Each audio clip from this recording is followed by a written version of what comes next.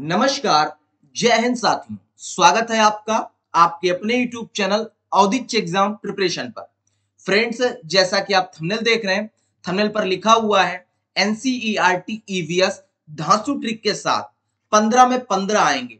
संपूर्ण NCERT third, fourth और fifth class की इस वीडियो के अंतर्गत मैं आप सभी लोगों को पढ़ाने वाला हूं, जो कि आपके सीटेट एग्जाम में 15 अंक की आती है। दोस्तों, दही चीनी खाना भूल जाना, पर इस वीडियो को देख करके जाना, क्योंकि ये वीडियो आपको दिलाएगी 15 अंक।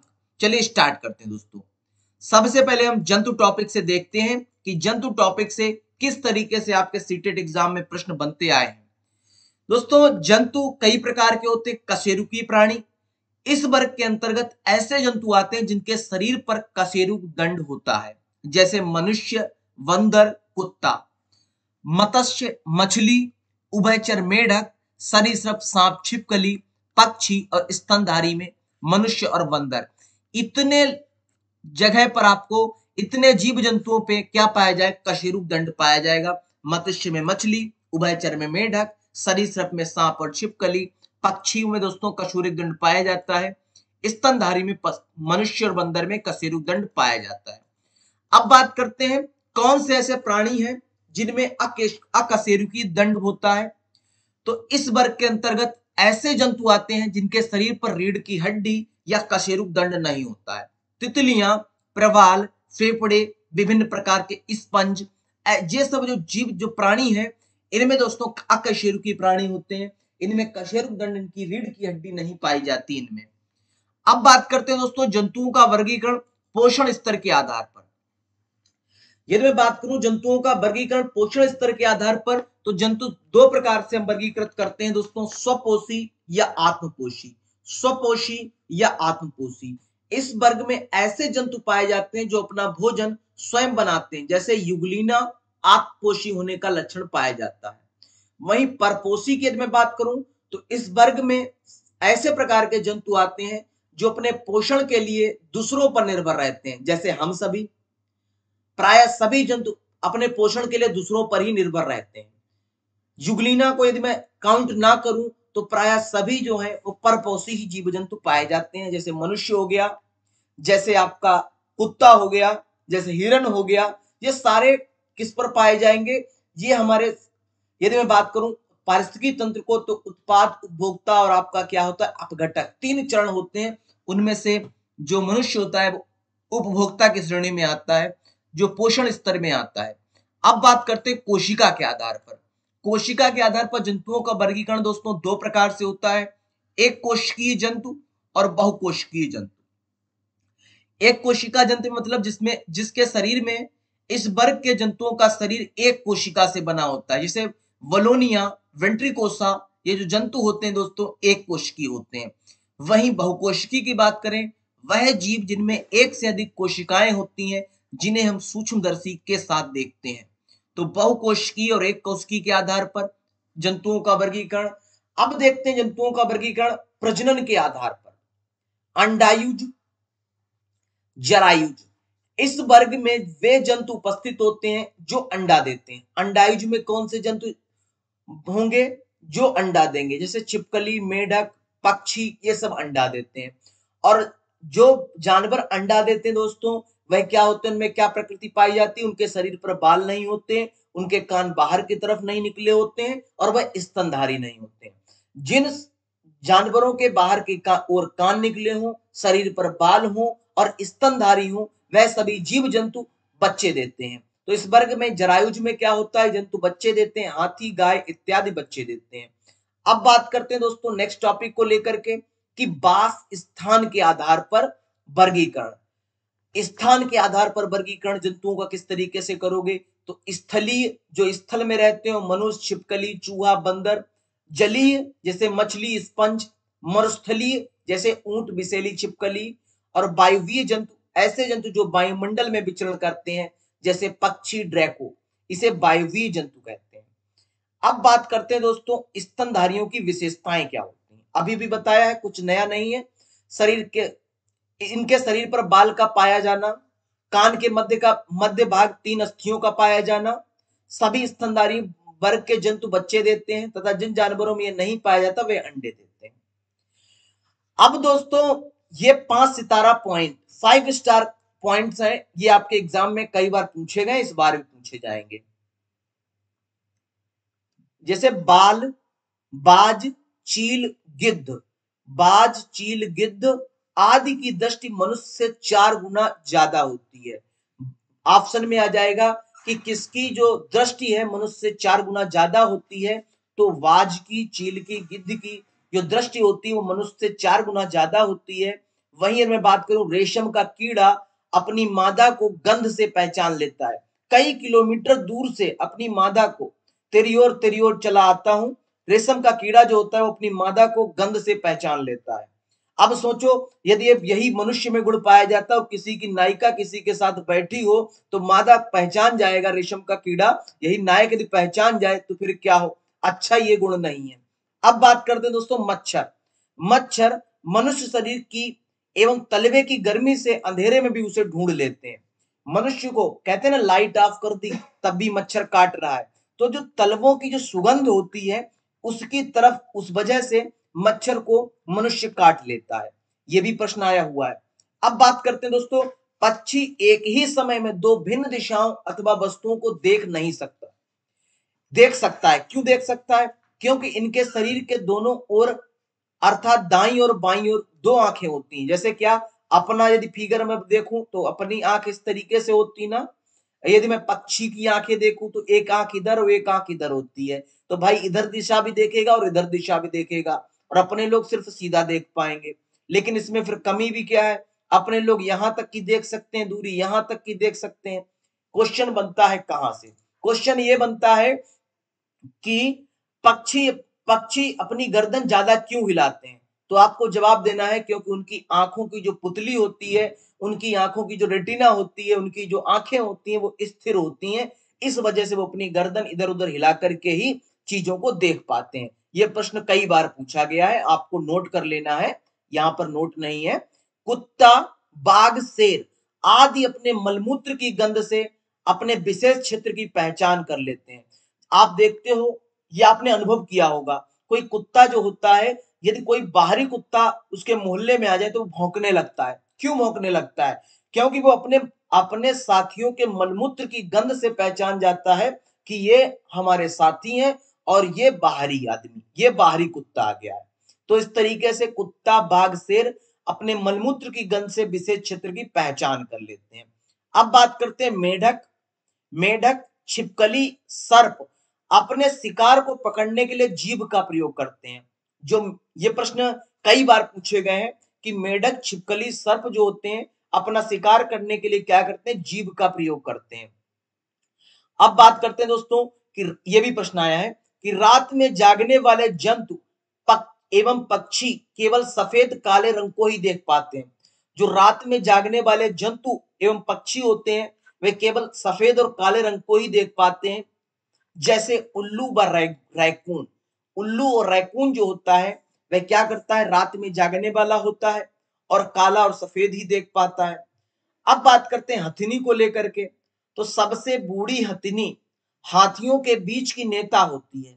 जो सबसे बूढ़ी हथिनी होती है वो दोस्तों हाथियों के बीच की नेता होती है, और हाथी 100 किग्रा से अधिक पत्ते व झाड़ियां को खा सकते हैं।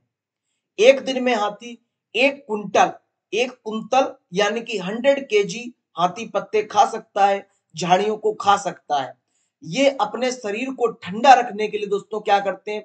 अनुकूलन क्षमता बनाए रखने के लिए इनके कान जो होते हैं वो टेम्परेचर को मेंटेन करने का कार्य करते हैं। अब पता चला हाथी के कान जो बाहर निकले होते हैं, काय निकले होते हैं।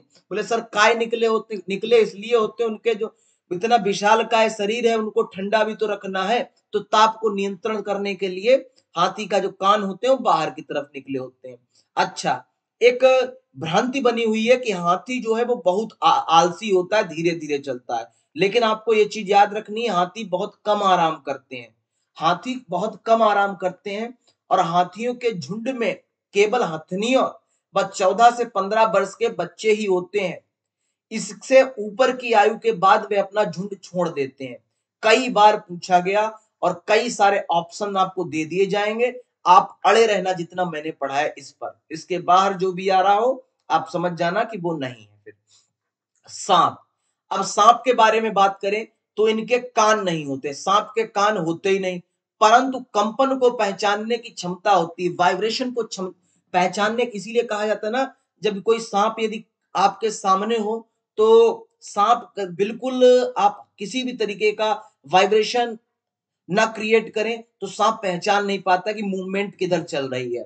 तो यही कारण है कि सांप के कान तो होते नहीं और आप वाइब्रेशन करेंगे नहीं तो सांप पहचान ही नहीं पाएगा कि मूवमेंट किधर हो रहा है। इसीलिए एक तरफ वाइब्रेशन किया जाता है और एक तरफ सांप को पकड़ा जाता है। जो वेनिया होते हैं, जो वेन का प्रयोग करते हैं, वाइब्रेशन ही करते हैं, इसीलिए सांप सांप को वो वाइब्रेशन अच्छी लगती है, इसीलिए वह झूमने लगता है। ये रेंगते हैं, ये रेंग कर चलते हैं, किसान के मित्र होते हैं। अब भाई बताओ, सांप भी किसान का मित्र होता है? कई बार पूछा गया है। सांप जो है वो किसान का मित्र है। कैसे मित्र है? क्योंकि सांप खा जाएगा चूहे को और दुश्मन का दुश्मन हमारा दोस्त, ये कहा जाता है ना। तो किसान के मित्र होते हैं। अजगर जो है वो सबसे लंबा सांप है। और अजगर कौन है? सबसे लंबा सांप क्या है? अजगर है। और भारत में 4 प्रकार के जहरीले सांप पाए जाते हैं। कौन कौन से? करेत, दुबई, अफ्रीका और नाग। भारत में कितने प्रकार के सांप पाए जाते हैं? जहरीले सांप पाए जाते हैं। तो भारत में 4 प्रकार के जहरीले सांप पाए जाते हैं, करेत, दुबई, अफ्रीका और नाग। वहीं मैं केंचुआ की बात करूं तो ये रेंग कर चलता है। केंचुआ क्या होता है? रेंग कर चलता है और मिट्टी खाकर उपजाऊ बनाता है। और भाई ये भी किसान का मित्र है। जो किसान की सहायता करे वो किसान का मित्र। भाई केंचुआ क्या होता है? वर्मी कंपोस्ट खाद इन्हीं के कारण तो बनती है। ये रेंग कर चलते हैं और मिट्टी को खा करके फिर अपशिष्ट जो पदार्थ निकालते हैं उन्हीं से दोस्तों क्या होता है? खाद बनती है। तो किसान का मित्र कौन हुआ? केंचुआ हुआ। अब बात करते हैं दोस्तों कुत्ता को लेकर के। तो कुत्तों की जो गलियां होती है अपनी अपनी जगह बटी होती, कुत्ते की इतना इलाका हमारा और इतना इलाका तुम्हारा। कुत्तों की गलियों में अपनी अपनी जगह बटी होती है। एक कुत्ता दूसरे कुत्ते के मलमूत्र की गंध से जान लेता है कि उनके इलाके में बाहर का कुत्ता आया हुआ है। ठीक है भाई। अब बात करते हैं दोस्तों चूहा को लेकर के, कि चूहों को देखने की क्षमता कम होती है। जो चूहे होते हैं वो देख नहीं पाते, उनकी देखने की क्षमता जो होती है बहुत ही कम होता है। लेकिन अगर मैं बात करूं सूंघने की, वही सूंघने की क्षमता बहुत अधिक तीव्र होती है। इसीलिए यदि मिठाई रख दो आप, किचन में मिठाई रख दो, चूहा ढूंढ के अब वो मिठाई खा लेता है। क्यों क्यों खा लेता है? क्योंकि उसके सूंघने की क्षमता तीव्र होती है। अब बात करते हैं गिलहरी को लेकर के। तो चूहा और गिलहरी अग्र दांत हमेशा बढ़ते रहते हैं। अपने दांत क्या? दूध के दांत टूट गए, एक बार फिर दांत आ गए, फिर यदि निकल गए तो फिर दोबारा दांत नहीं आएंगे। लेकिन चूहा और गिलहरी के दांत हमेशा बढ़ते रहते हैं। और दांतों को बहुत अधिक लंबा न होने देने के लिए ये वस्तुओं को काटते और कुतरते रहते हैं, ताकि दांत भी घिसते रहें और वस्तु का भी उपयोग करते रहें। तो कौन कौन? चूहा और गिलहरी। अब बात करते हैं दोस्तों चींटी को लेकर के। चींटियां क्या करती हैं? चींटियां मिलजुल कर रहती हैं। चींटियां क्या होती हैं? मिलजुल कर रहती हैं। चींटियों का काम बटा रहता है। चींटियां मिलजुल कर रहती हैं और चींटियों का काम बटा रहता है। रानी चींटियां अंडे देती हैं। जो चींटियों का ग्रुप होगा उनमें से कुछ चींटियां रानी चींटियां होंगी, वह अंडे देंगी। और कुछ चींटियां सिपाही चींटियां होंगी जो बिल का ध्यान रखेंगी, जो विल होगा उसका ध्यान रखेंगी। काम करने वाली चींटियां भोजन को ढूंढकर बिल तक लाएंगी। चींटियां चलते समय जमीन पर कुछ ऐसे अंश छोड़ जाती हैं जिससे सूंघ कर पीछे आने वाली चींटियों को रास्ता मिल जाता है। सोचो, चींटियों से सीखना चाहिए कि एक ग्रुप में कैसे कार्य किया जाता है। पूरा व्याख्या परिभाषित कर रही है चींटियां एक ग्रुप में कार्य करने को। अब बात करते हैं दोस्तों पौधों को लेकर के। अभी तक आपने जंतु से संबंधित प्रश्न सीखे, जंतु टॉपिक पढ़ा, 5 नंबर आपके यहां जंतु से मिल जाएंगे ईवीएस में। अब बात करते हैं दोस्तों सजीव जगत को लेकर के। सजीव जगत में पौधों का महत्वपूर्ण स्थान है। सजीव जगत में पौधों का महत्वपूर्ण स्थान है। वे पृथ्वी पर प्राथमिक उत्पाद के प्रथम स्रोत हैं। सजीव जगत में पौधों का महत्वपूर्ण स्थान है। वे पृथ्वी पर प्राथमिक उत्पाद के रूप प्रथम स्रोत हैं। पौधे ही अन्य प्राणियों के लिए अति आवश्यक ऑक्सीजन उपलब्ध कराते हैं। ऑक्सीजन कौन हमको प्रोवाइड कराता है? प्लांट्स ऑक्सीजन प्रोवाइड कराते हैं। अब पौधों के कई सारे प्रकार होते हैं, शाक पौधे, झाड़ी पौधे और वृक्ष पौधे। शाक पौधे से क्या तात्पर्य है दोस्तों? कि आकार में छोटे हरे रंग के तथा कोमल तने वाले होते हैं। आकार में छोटे हरे रंग के तथा कोमल तने वाले होते हैं। धनिया, मेथी, पालक ये कौन से शाक में आएंगे। और वहीं इनमें झाड़ी की बात करूं तो तना मोटा, कठोर, जिसमें सारी शाखाएं निकलती हैं। गुलाब, गुड़हल, नींबू ये क्या है दोस्तों? झाड़ी। नींबू का पेड़ नहीं होता, झाड़ी बोली जाएगी। गुड़हल का दोस्तों झाड़ी बोली जाएगी। और वहीं दोस्तों शाक की बात करें तो धनिया, मेथी, पालक ये सब शाक में आएगा। अब बात करते हैं दोस्तों वृक्ष को लेकर के, तो तना कठोर मोटा, प्रश्न पूछ लिया जाएगा तना कठोर मोटा किसका, तो आप कहोगे वृक्ष का, एवं भूरे रंग का होता है, कई शाखाएं होती हैं, आम, नीम आदि वृक्ष हैं। अब बात करते हैं दोस्तों लताओं को लेकर के, तो लताएं विसर्पी लताएं होती हैं और आरोही लताएं होती हैं। ये तो रहे आपके पौधे। अब बात करते हैं लताओं से किस तरीके, खीरा, खरबूजा, तरबूज और आपका पुदीना ये सब लताएं हैं, विसर्पी लताएं हैं। वहीं आरोही लता की बात करें तो मटर, अमरवेल, मनी प्लांट और सेम ये सब आपकी आरोही लताएं हैं। अब चलते हैं दोस्तों कि क्षेत्र के आधार पर पौधों का वर्गीकरण कैसे होता है, तो जलोदभिद, लवणोदभिद, समोदभिद। जलोदभिद मतलब वे पौधे जो जल में निवास करते हैं, वे आपके क्या जलोदभिद कहलाते हैं, जैसे कमल हुआ, हाइड्रीला हुआ, ये सब आपके जलोदभिद हो गए। अब बात करते हैं लवणोदभिद। इस प्रकार के पौधे दलदली क्षेत्रों में पाए जाते हैं। कहां पाए जाते हैं? दलदली क्षेत्रों में पाए जाते हैं, जहां जड़ें जमीन से ऊपर निकली होती है। दलदली क्षेत्रों में पाए जाएंगे, जड़ें जमीन से ऊपर उभरी हुई दिखाई देंगी, तो उसे लवणोदभिद कहते हैं। अब बात करते हैं दोस्तों समोदभिद को लेकर के। यह पौधे खेती युक्त जमीन पर पाए जाते हैं। समोदभिद कहां पर? खेती युक्त पौधे पाए जमीन पर पाए जाएंगे। इनका तना ठोस शाखा युक्त होता है। तना जो होगा वो ठोस होगा और उसमें शाखाएं होंगी। जैसे मक्का हो गया, टमाटर हो गया, गेहूं हो गया, आपका धान हो गया, चना हो गया, ये सब आपके क्या हो जाएंगे? ये सब आपके समोदभिद हो जाएंगे। अब बात करते हैं मरुदभिद को लेकर के। ये पौधे मरुस्थलीय क्षेत्रों में पाए जाते हैं। कहां पाए जाते हैं? ये पौधे मरुस्थलीय क्षेत्रों में पाए जाते हैं। तना गद्देदार एवं मोम की परत से ढका हुआ होता है। मोम की परत से ढका होगा और गद्देदार होगा, जैसे कि नागफनी, कैक्टस आपने देखा होगा। अच्छा एक चीज और है, यहीं से प्रश्न एक बार बहुत बार बना है, इस स्लाइड में लिखा नहीं है, फिर भी आप लिख लो कि इनकी पत्तियां नुकीली होती हैं, कांटेदार होती, तना गद्देदार होता है। आप समझ जाना मरुस्थलीय पौधे की बात हो रही है। यूफोविया और एक्शिया ये सब मरुदभिद पौधे हैं। अब दोस्तों 5 सितारा प्रश्न आप सभी लोगों के लिए प्लांट्स से संबंधित 5 सितारा 5 स्टार क्वेश्चंस।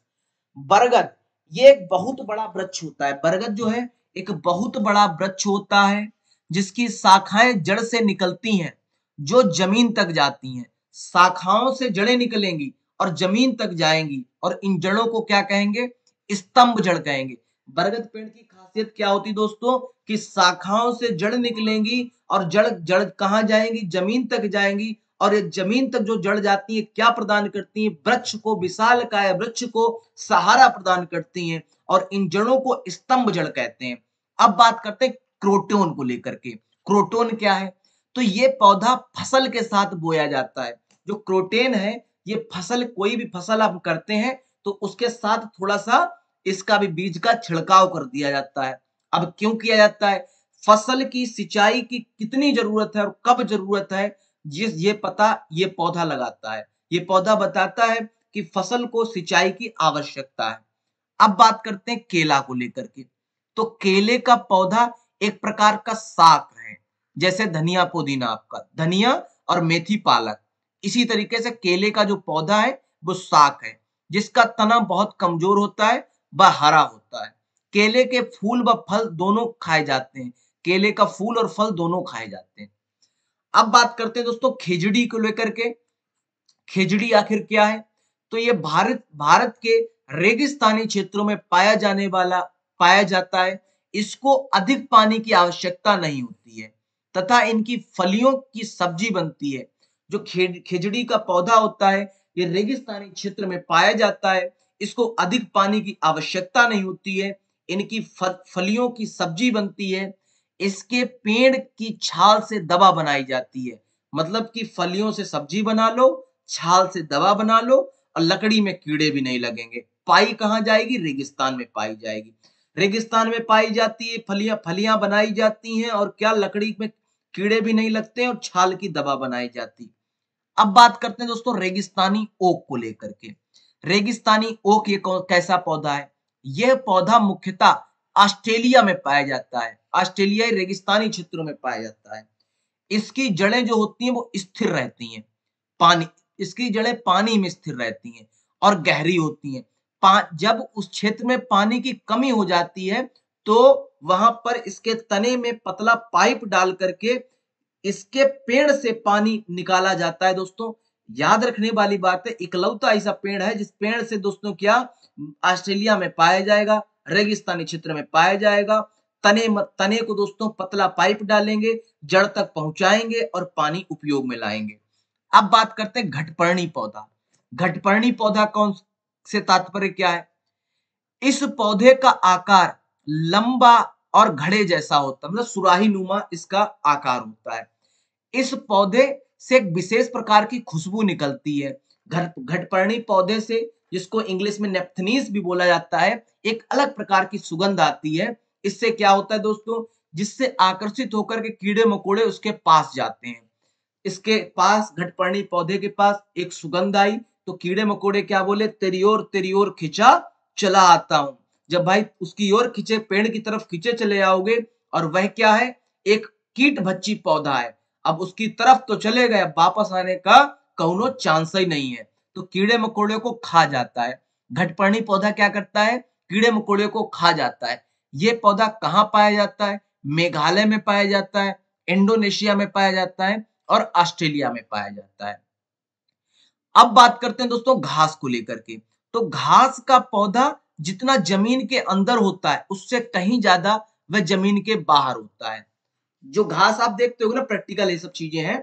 जब घास का जो पौधा होता है वह जितना जमीन के अंदर होगा उससे कहीं ज्यादा वह जमीन के बाहर होगा। इनकी जड़ों को खुरपी द्वारा जमीन से बाहर निकाला जाता है। जो घास की जड़ें होती हैं दोस्तों, उनको खुरपी के द्वारा जमीन से हम बाहर निकालते हैं। अब बात करते हैं दोस्तों, ये क्वेश्चन बहुत बार पूछा गया है कि यूरोप से दोस्तों क्या आया? गोभी और मटर कहां से आया? हमारे देश में जो आप बंद गोभी, जो आप फूल गोभी खाते हो, जो आप मटर खाते हो, वो कहां से आई? वो यूरोप से आई। जब यूरोपी लोग हमारे देश में आए तो गोभी और मटर लेकर के आए। अब बात करते हैं साउथ अमेरिका से क्या आया? हरी मिर्च, जो आप मिर्च खाते हो ना, हरी मिर्च, वो कहां से आई? साउथ अमेरिका से। टमाटर और आलू, जो आलू, टमाटर और हरी मिर्च खाते हैं हम लोग, वह साउथ अमेरिका से आया। अब बात करते हैं अफ्रीका से क्या आया? कॉफी, बीन्स और भिंडी। जो आप लोग भिंडी खाते हैं, जो बीन्स खाते हैं और जो कॉफी पीते हैं, ये अफ्रीका से आया। और वहीं चीन की बात करें तो चीन से सोयाबीन आया और चीन से दूसरी चीज क्या आई? कोरोना आ गया भैया। अब बात करते हैं दोस्तों परिवार एवं मित्र को लेकर के। परिवार एवं मित्र को लेकर के मैं बात करूं तो परिवार समाज की, समाज नहीं समाज लिखा, परिवार समाज की आधारभूत इकाई है। बालक परिवार में ही जन्म लेता है और परिवार ही उसे सामाजिक प्राणी बनाने में महत्वपूर्ण भूमिका निभाता है। अब यदि मैं बात करूं परिवार को लेकर के, तो परिवार में सदस्य कौन कौन से होते हैं? पति, पत्नी, बच्चे, संतान। अगर ऐसा परिवार है तो पाश्चात्य संस्कृति का परिवार है। अगर ऐसा परिवार है तो पाश्चात्य संस्कृति का परिवार है, यानी पति पत्नी रहे हो और उनके बच्चे रह रहे हो। और यदि माता पिता और फिर उनके माता पिता हो और उनके पुत्र हो, उनके वो पुत्र पति पत्नी हो और उनके बच्चे हो, उनकी भी संतानें हो, तो ऐसा संस्कृति, ये भारतीय परंपरा का परिवार कहलाता है। अब बात करते हैं सामाजिकता की जो शिक्षा बालक को परिवार से प्राप्त होती है वह किसी अन्य संस्था से नहीं प्राप्त होती है। जैसे प्रेम, आपसी प्रेम, सहयोग और अनुशासन आदि गुण बालक कहाँ से सीखता है? परिवार सीखता है। जैसे यदि मैं बात करूं परिवार के स्तंभों की, तो परिवार में माता पिता, भाई बहन और दादा दादी, दादा और दादी, इतने सारे स्तंभ हैं परिवार के। तो इस परिवार में जो स्तंभ होते हैं, जो पिताजी हैं, वह अनुशासन में रह रहे हैं किसके? आपके दादा और दादी के अनुशासन में। और आप अनुशासन में किसके रह रहे हैं? आप अपने पिताजी के अनुशासन में रह रहे हैं।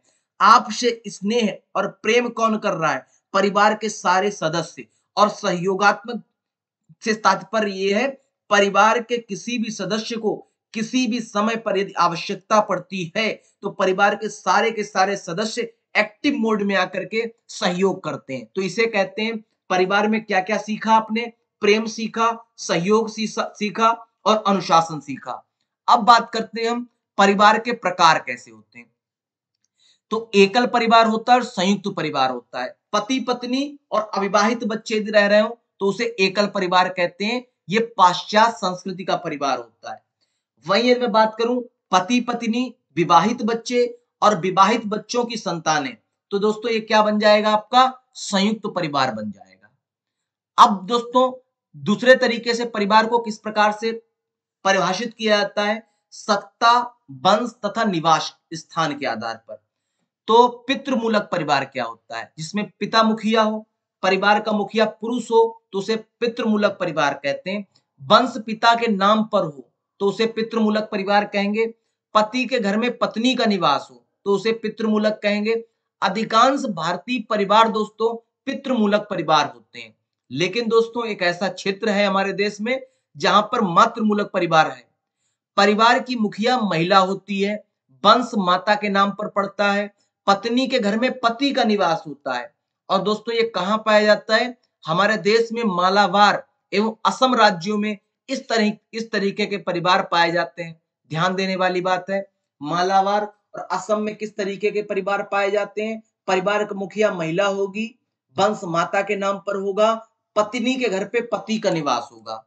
अब बात करते हैं दोस्तों परिवार का महत्व क्या है। दोस्तों इससे आप भली बात परिचित है, मैं एक बार लाइन से बता दे रहा हूं आपको। परिवार का महत्व यदि आपको नहीं पता दोस्तों तो इसका मतलब है आप स्टेट सीटेड कितना कर लें, लेकिन आप अभी शून्य है। तो परिवार में अनौपचारिक शिक्षा प्रदान की जाती है। अनौपचारिक शिक्षा से तात्पर्य है कौनो रूल रेगुलेशन कोई पाठ्यक्रम नहीं होता है। परिवार में यदि आप किसी भी समय पर आप गलत शब्दों का प्रयोग करते हैं तो आपके माता पिता आपको समझाते हैं, किसी भी समय समझाते हैं। ऐसा नहीं कि उसके लिए कोई समय निर्धारित है कि भैया ऐसा नहीं बोलो, ये गलत है। परिवार सामाजिक जीवन की प्रथम पाठशाला है। जैसा बालक का परिवार होगा वैसा ही बालक का सांस्कृतिक परिवेश बन जाएगा और समाज में उसी तरीके से अपने आप को प्रदर्शित करेगा जिस तरीके से बालक का परिवार होगा। ये किसने कहा? अगस्त कामते जी ने कहा। अब बात करते हैं परिवार शिक्षा का सबसे उत्तम स्थान तथा बालक का प्रथम विद्यालय है।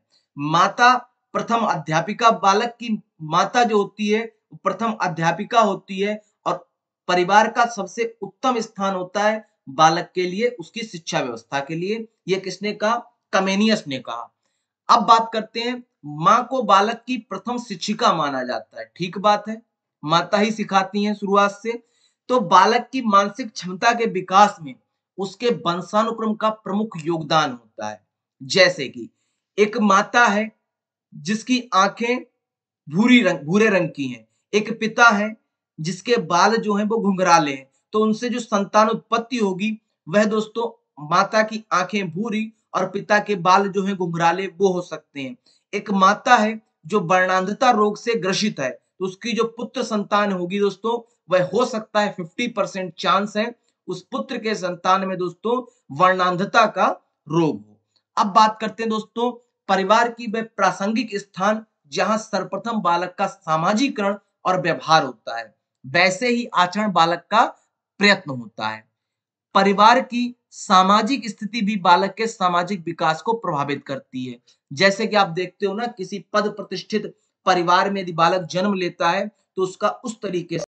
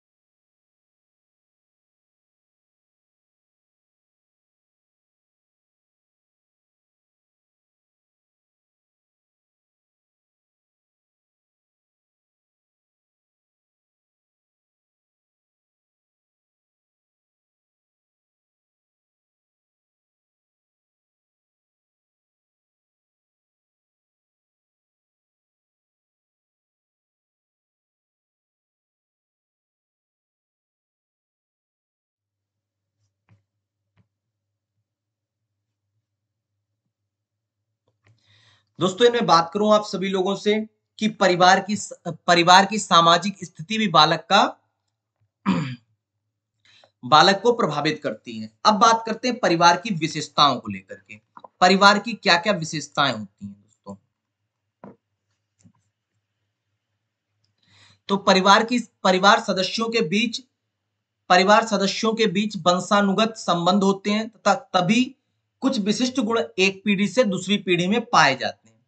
परिवार सामाजिक मौलिक इकाई के रूप में कार्य करता है।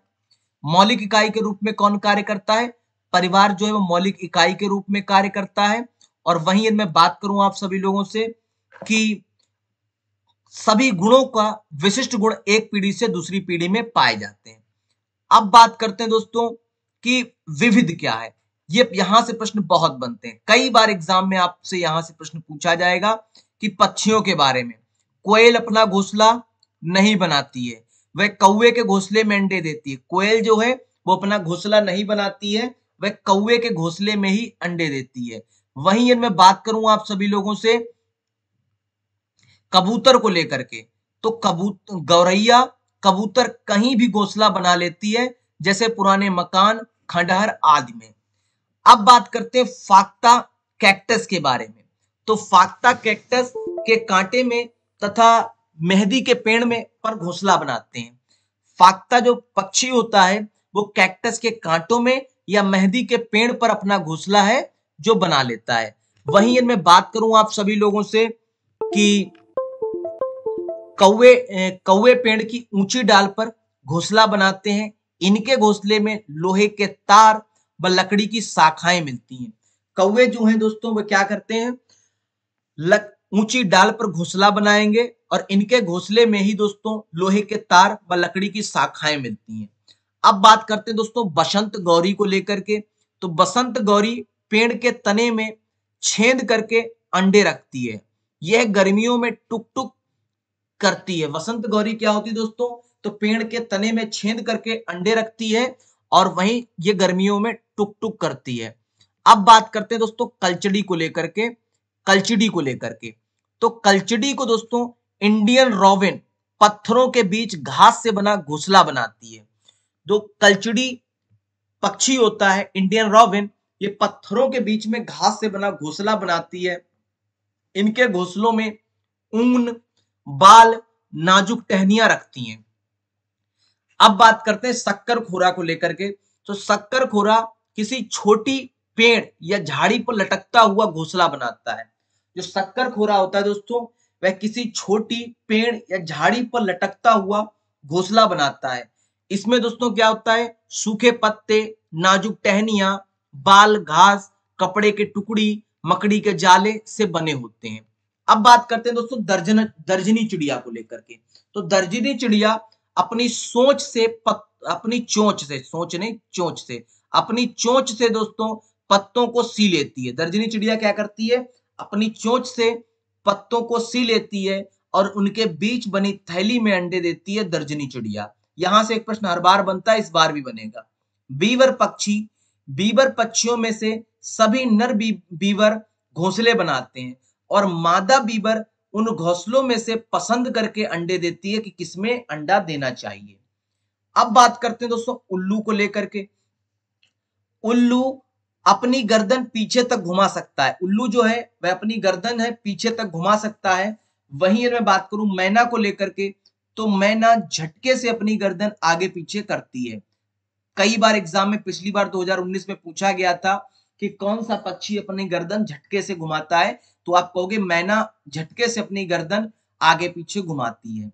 वहीं बात करें पक्षियों द्वारा अपनी गर्दन आगे पीछे घुमाने का मुख्य कारण यह भी है कि उनकी आंख की पुतली का न घूमना। कई बार एग्जाम में ये लाइन ही डायरेक्ट आपके प्रश्न में आ जाएगी, फिर आप गलत मत करना। अब बात करते हैं दोस्तों पशुओं के बारे में विस्तार से। कई बार यहां से प्रश्न बना है कि पशुओं के बारे में विस्तार से आपको क्या क्या पढ़ना है, कि बाघ के बारे में क्या पढ़ना है, कि चूहा के बारे में क्या पढ़ना है, कुत्ता के बारे में क्या पढ़ना है दोस्तों, या मैं बात करूं चूहा स्लॉथ क्या है। ये सब आपसे जानकारी कई बार एग्जाम में पूछा जाता रहा है, इस बार भी पूछा जाएगा।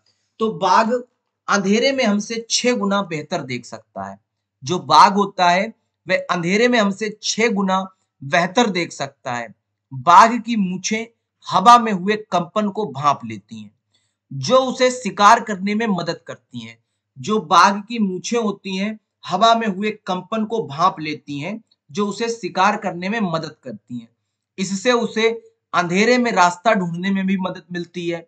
बाघ मौकानुसार अपनी आवाज बदलता रहता है।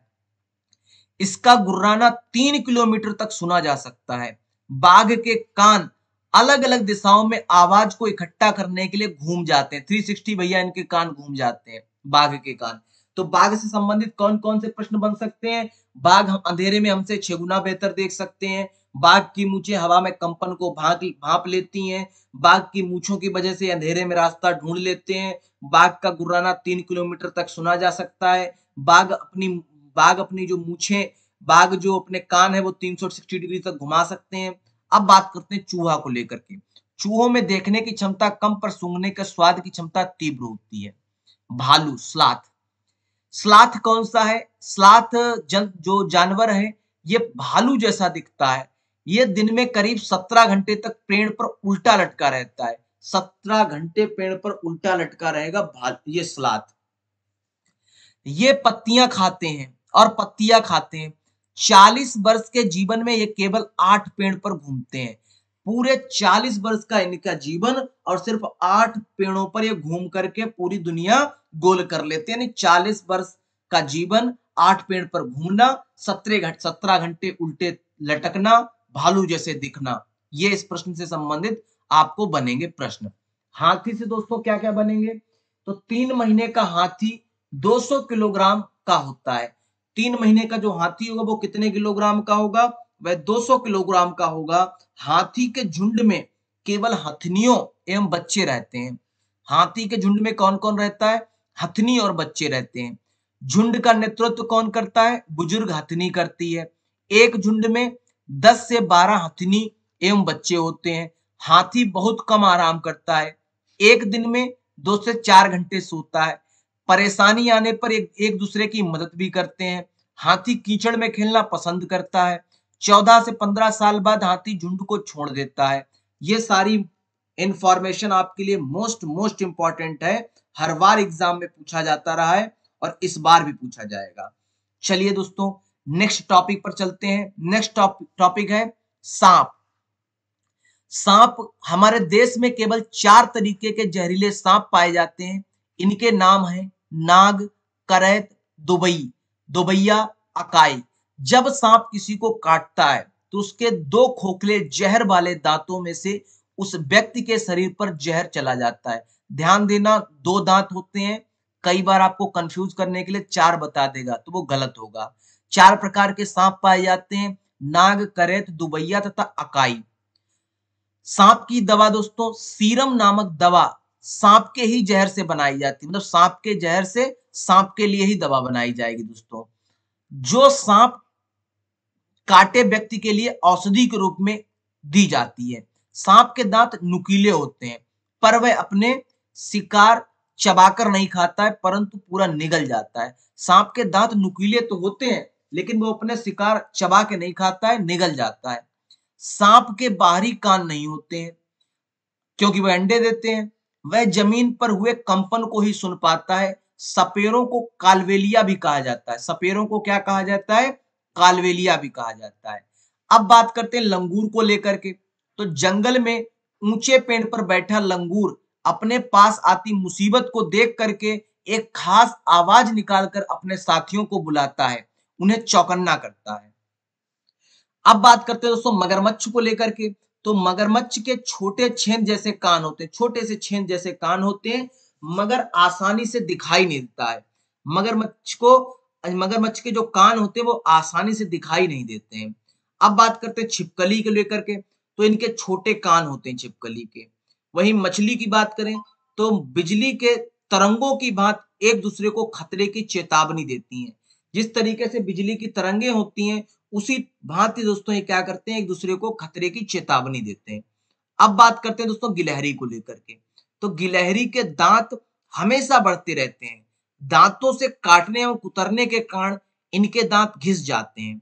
अब बिल्ली की बात कर लें दोस्तों, ये दोस्तों एग्जाम में आते हैं, एक एक पॉइंट इंपॉर्टेंट है, किसी को भी स्किप नहीं करना है।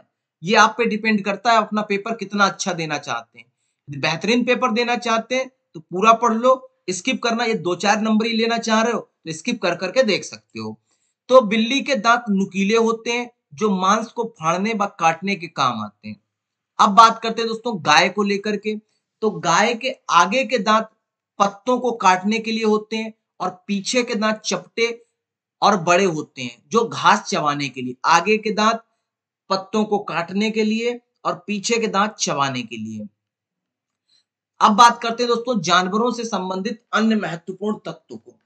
दिन में जागने वाले जानवर आमतौर पर कुछ रंग को देख पाते हैं, परंतु रात में जागने वाले जानवर हर चीज को सफेद और काला ही देखते हैं।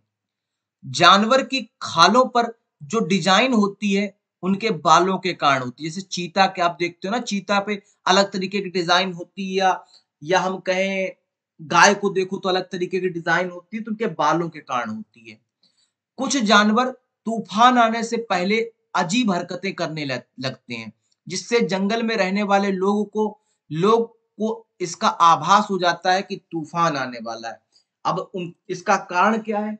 क्योंकि वह दोस्तों उच्च ध्वनि को वह सुन सकते हैं, इसलिए दोस्तों क्या होता है कि वह पहले से आभास हो जाता है कि तूफान आने वाला है।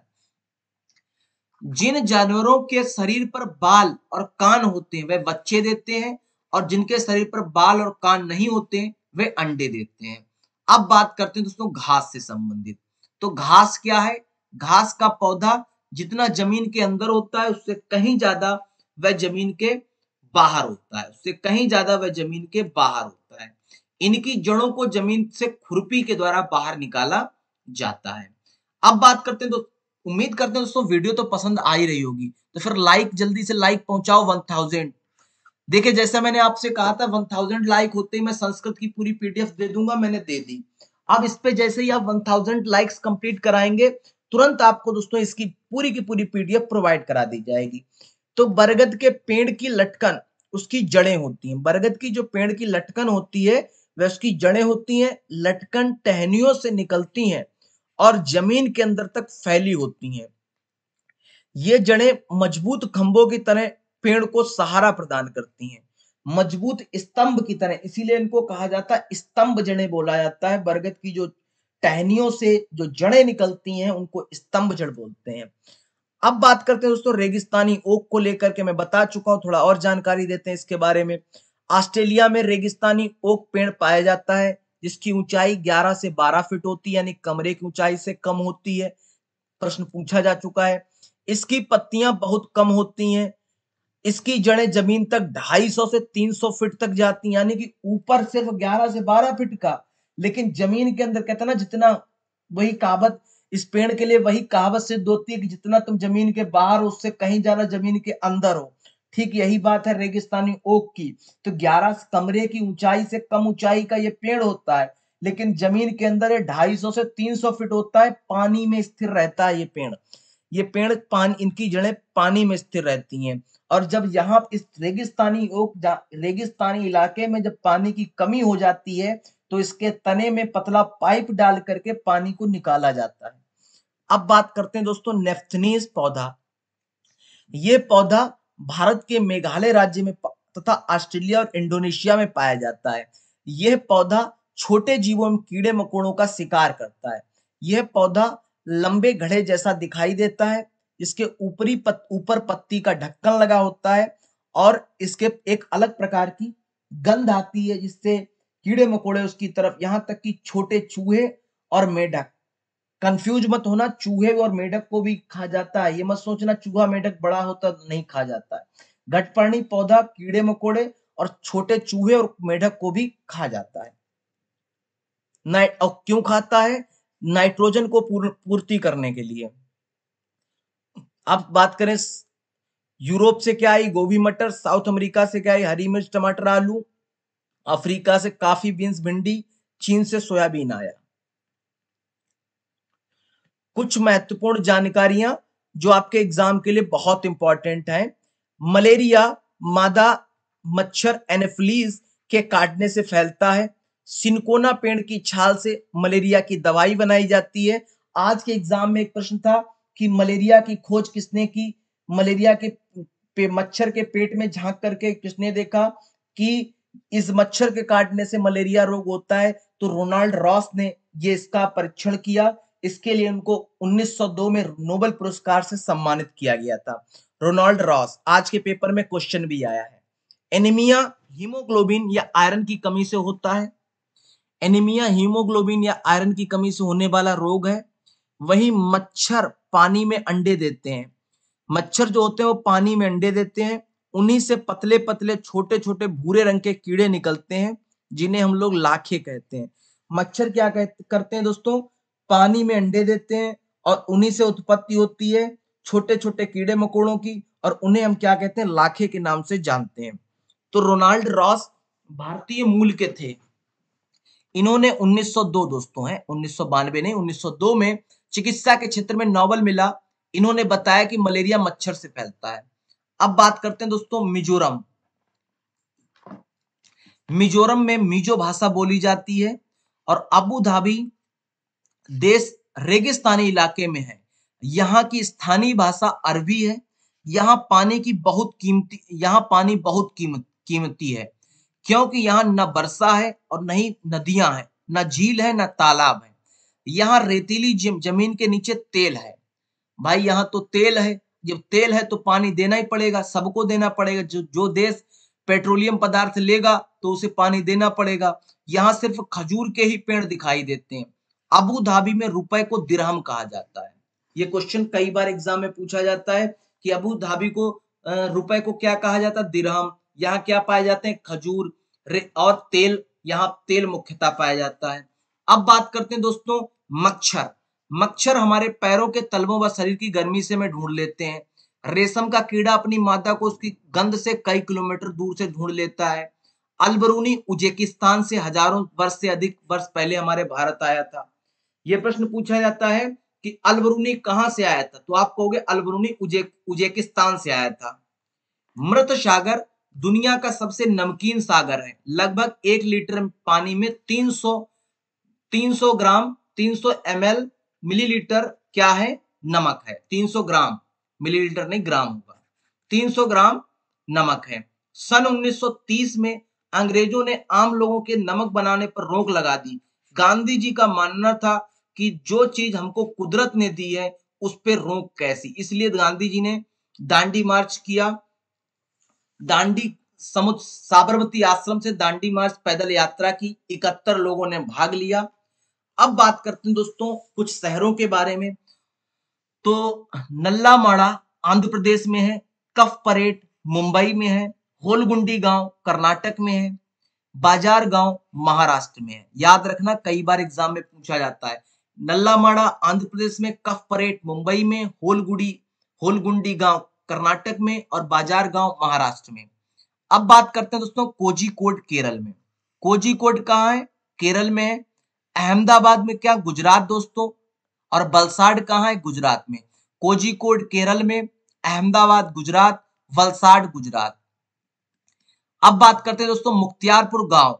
मुख्तियारपुर गांव आंध्र प्रदेश के पोचमपल्ली जिले में है। पोचमपल्ली जिले में दोस्तों ज्यादातर परिवार बुनकर हैं। इस बुनाई को ज्यादातर लोग पोचमपल्ली नाम से जाना जाता है। मलयालम में चाचा को चिट्टान और चाची को कंजुम्मा कहते हैं। मलयालम में चाचा को क्या कहते हैं? चिट्टान, और चाची को कहते हैं कुंजुम्मा। वहीं चेन्नई से कोच्चि ट्रेन जाने पर 12 घंटे का समय लगता है।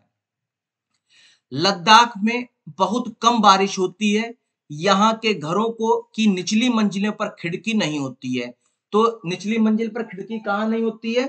लद्दाख में नहीं होती है। यदि मैं बात करूं छत बनाने के लिए पेड़ों की मोटे तने प्रयोग किए जाते हैं। कहां पर? लद्दाख में। अब बात करते हैं छतें समतल होती हैं। यहाँ के घर पत्थरों को काट करके ऊपर रख के बनाए जाते हैं। तो पत्थरों को काट करके ऊपर रख के किसको बनाए जाते हैं? तो ये आपके लद्दाख के, उस पर मिट्टी और चूने की पुताई की जाती है लद्दाख में। यहाँ 5000 मीटर ऊंचाई पर एक सुनसान और पथरीला व मैदानी इलाका है, जिसे थोंग कहते हैं। यहाँ पर चंगप्पा घुमंतू लोग होते हैं। चंगप्पा खास तरह की बकरी पालते हैं जिससे पश्मीना शाल बनती है जो 6 सूटरों के बराबर गर्म होती है। अब बात करते हैं गोवा में मछली। गोवा में मछली नारियल के तेल की बनाई जाती है। मड़गांव गोवा में स्थित। भैया लाइक वाला बटन दबाते रहिए। देखिए कंटेंट, इतना कंटेंट आपको नहीं मिलेगा कहीं पर भी। तो केरल में टोपिकोआ जमीन के नीचे उगाया जाता है। बल्लम लकड़ी बनी छोटी नाव होती है जो केरल में चलाई जाती है। केरल में एक जगह से दूसरी जगह जाने पर फेरी नाव का प्रयोग किया जाता है। अब बात करते हैं दोस्तों लिंग हुंग फेन। हांगकांग का पकवान है। लिंग हुंग फेन कहाँ का है? हांगकांग का पकवान है जो सांप के मांस से बनाया जाता है। राजस्थान के जोधपुर से खिजड़ली गांव में खिजड़ी के पेड़ मिलते हैं।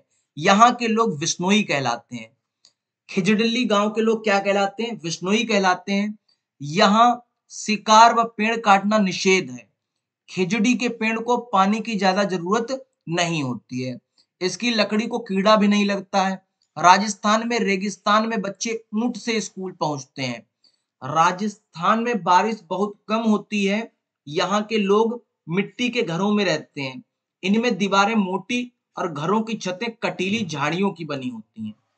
अब बात करते हैं दोस्तों बोजहा गांव बिहार के मुजफ्फरपुर जिले में है। यहाँ बहुत सारी लीची के फूल फरवरी में खिलते हैं। बोजहा गांव बिहार के मुजफ्फरपुर जिले में है। यहाँ बहुत सारी लीची के फूल फरवरी में खिलते हैं। उत्तरांचल में पहाड़ियों के मध्य एक छोटी सी जगह है जिसे फूलों की घाटी कहते हैं। उत्तर प्रदेश में कन्नौज जिला इत्र के लिए मशहूर है और उत्तर प्रदेश में कचनार और केरल में केले और महाराष्ट्र में सहजन के फलों की क्या सब्जी बनाई जाती है? उत्तर प्रदेश में कचनार, केरल में केले और महाराष्ट्र में सहजन के फलों की सब्जियां बनाई जाती हैं। बात करते हैं गुलदावरी को लेकर के।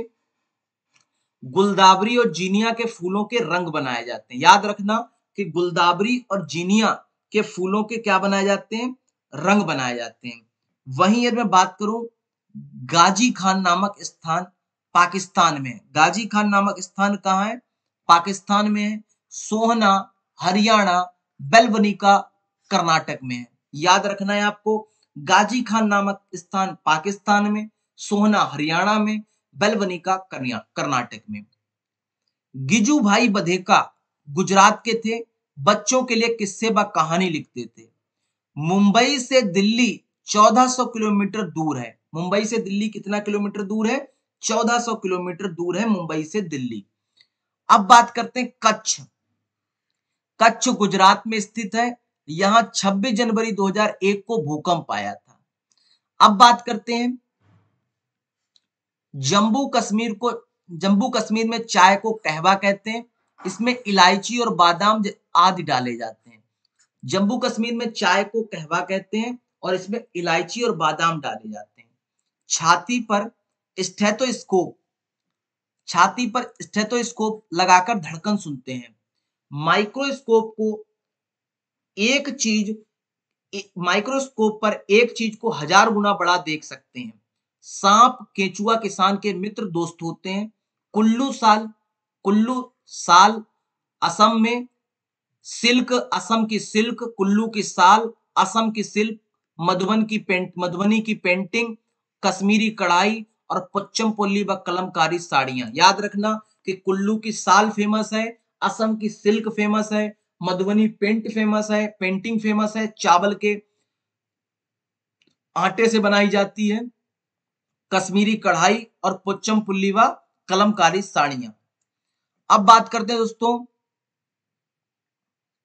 कि मल्लापुरम जिला केरल में स्थित है।